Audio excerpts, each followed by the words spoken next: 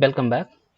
In this video, we will see some math related function available in the Python.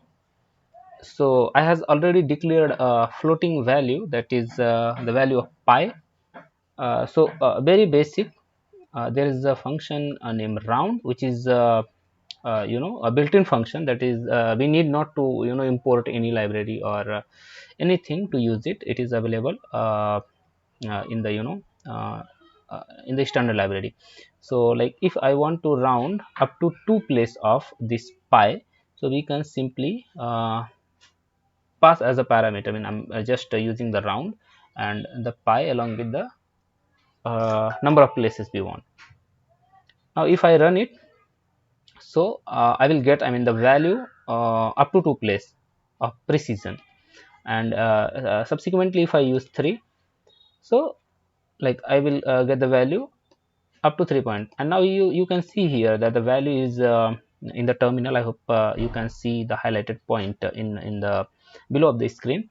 So that is 3.142, whereas the third place is 2. So it is following the basic rounding methodology.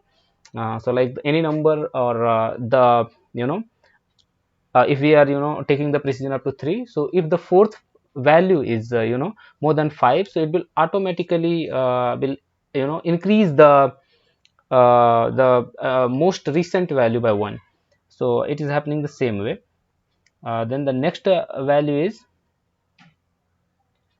floor, which is available under math package. So if we want to use this one, we need to import math, and we can use it like math.floor, and simply we can pass the pi. It accept only one parameter here. So I did it accordingly, and if I run it, so floor is same way like as at our home places. I mean, if you want to understand in very basic, there is floor like our home places first, and there is another function which have little bit different but somehow the same functionality, that is ceil.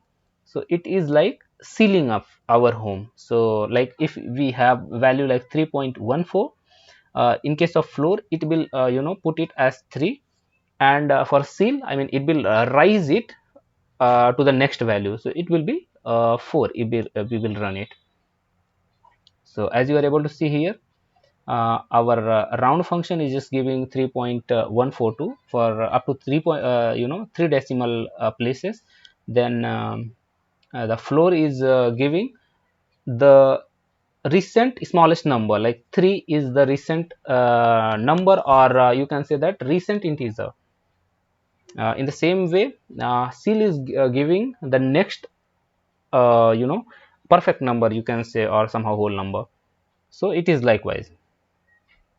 Then another method is available in the math packages, truncate, and we can simply pass the